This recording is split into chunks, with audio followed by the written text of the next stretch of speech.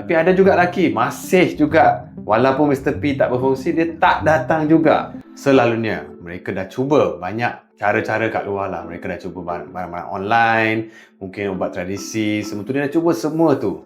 Lepas tu, adalah dalam dia punya rumah tangga tu yang akan suruh dia datang. Most likely, bini dia akan paksa dia datang. Okay? Sebab dalam live kita, dalam kita punya online pun ada ramai bini yang tanya pasal masalah kesihatan lelaki tu dan mereka pun belajar pasal semua tu.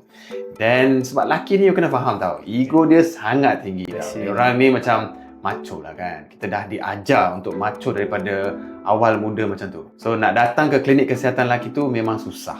Tapi bila mereka dah datang dengan bini, dan mereka akan cakap lah masalah dia. Sebab dia boleh lari daripada semua. Tapi kalau Mr. P tu tak berfungsi tu, dah simptom tu dia memang dah takut dah. Tapi ada juga lelaki, masih juga. Walaupun Mr. P tak berfungsi, dia tak datang juga.